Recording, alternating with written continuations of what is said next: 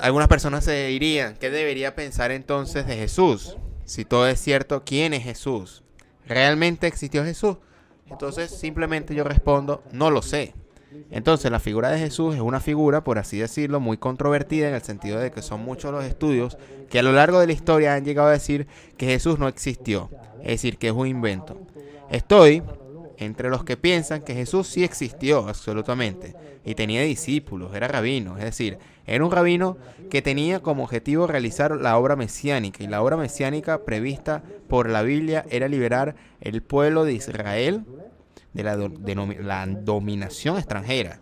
Y de hecho Jesús actuó en ese sentido y fue condenado por razones políticas, esencialmente, no por razones religiosas, porque los romanos no condenaban a nadie por razones religiosas, porque cualquiera podía, y en fin, los romanos conocían muchas divinidades y las aceptaban a todas, y por lo tanto Jesús trabajó, por así decirlo, en nombre de este Elohim, pero precisamente para realizar la obra mesiánica que estaba prevista para lo que debería haber sido el Mesías.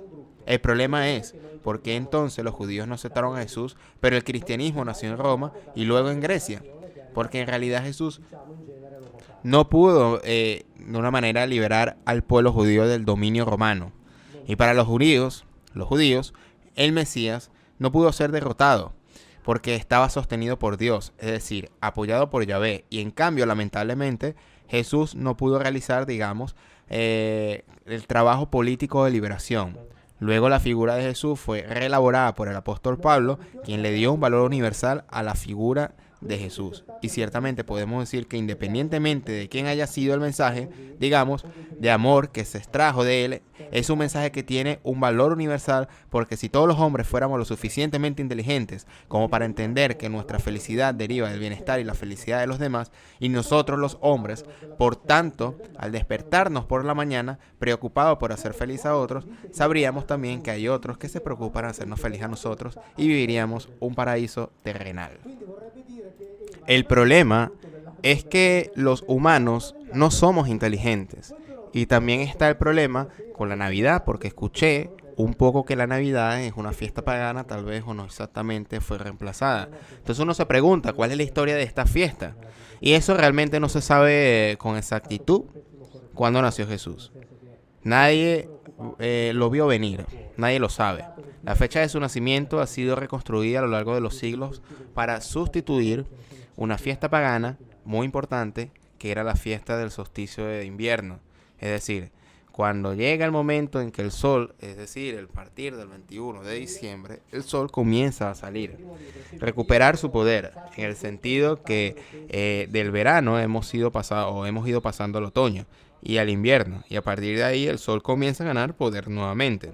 Entonces fue una gran fiesta pagana que fue reemplazada por la fiesta de Jesús. Por lo tanto, de este nuevo portador de luz, y por eso insertaron la natividad de Jesús para reemplazar y hacernos olvidar lo que era una fiesta pagana. Pero yo diría que esto es aceptado realmente y es conocido por todos. El mismo Papa sabe que Jesús no nació el 25 de diciembre, y bueno, no hay problema en decirlo y reconocerlo. También porque en lo que respecta a la humanidad, lo importante si acaso es su mensaje, independientemente de cuándo nació. Otra pregunta sobre los superpoderes de esta figura de la Biblia, por ejemplo, Jesús hizo muchas cosas, Moisés también, tal vez Ezequiel, pero nos podemos encontrar sobre estas historias en la Biblia, si hay alguna real o alguna falsa, y entonces podemos responder a esto, que la metodología, al menos las que yo uso, de estudio, es esta: pretender que la Biblia en esencia, lo que nos ha contado, es real, hacer de cuenta que es cierto.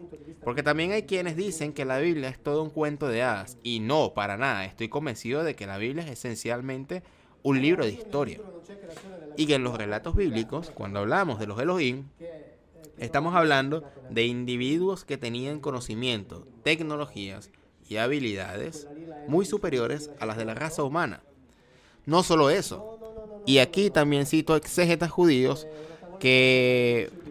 para que podamos estar tranquilos. Y estos Elohim con la ingeniería genética que conocían y aplicaban incluían la clonación, la fabricación de Homo sapiens. La Biblia habla claramente de cirugías e intervenciones genéticas. El profesor Safran, judío de la Universidad de Jerusalén, que enseña ética médica en la Universidad Hebrea, fue entrevistado cuando la oveja Dolly en Escocia fue clonada hace muchos años y respondió textualmente: la clonación no es un problema. La Biblia es conocida por ello hace 4000 años atrás, ya lo describía. Es decir, estos Elohim ha intervenido varias veces y cuando, por ejemplo, hablamos de la creación de Eva, la descripción, pero tampoco hacen falta mis traducciones, ya se encuentra esto en la Biblia, que todos tenemos en casa, pero como se dice primero, la Biblia no se lee en el sentido de la Biblia, que sea un libro más impreso y además el libro más impreso y más leído del mundo. Porque cuando se habla de la creación de Eva, hay una descripción clara de una intervención de ingeniería genética, una operación quirúrgica. Es decir, se dice que ellos, los Elohim, indujeron a Adán en un sueño profundo. Es decir, lo anestesiaron. Luego tomaron algo que normalmente se llama costilla, pero el término hebreo, selah, indica una parte lateral curvada del cuerpo. Por lo tanto, podría ser también, por ejemplo, la cresta ilíaca y también una costilla. Y lo que tomaron hicieron a Eva. De eso hicieron a Eva. Cuando lo presentaron a Eva, a Adán, está escrito que Adán dice: finalmente, por fin, esto es hueso de mis huesos y carne de mi carne.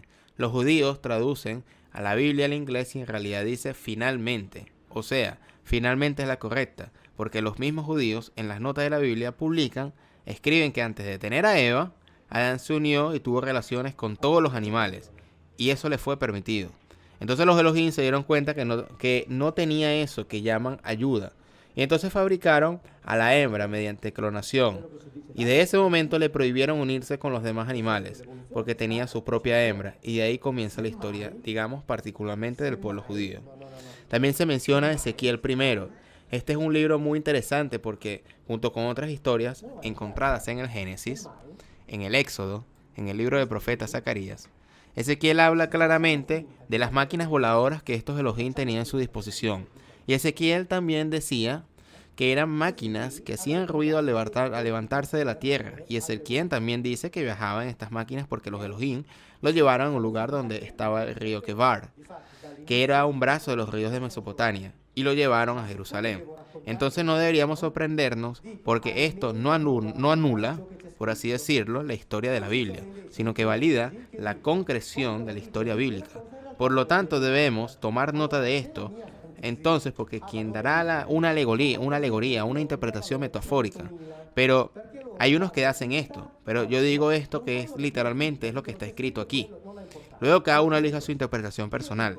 Hablemos un poco, por ejemplo, de la relación con el Vaticano, porque también después de yo hablar de estos temas, se ha cambiado un poco. Entonces, ¿cuál es la situación ahora? Yo les puedo describir que la situación ahora es que trabajo por mi cuenta, en el sentido de que sé lo que la gente piensa de mi trabajo en el Vaticano. Sé que llega, mi trabajo también se estudia y se lee en las facultades, en las universidades teológicas. También digamos que no tenemos una relación directa, pero en el 2016 celebramos una reunión pública ante 600 personas en la que estábamos yo y 4 teólogos, el famoso debate.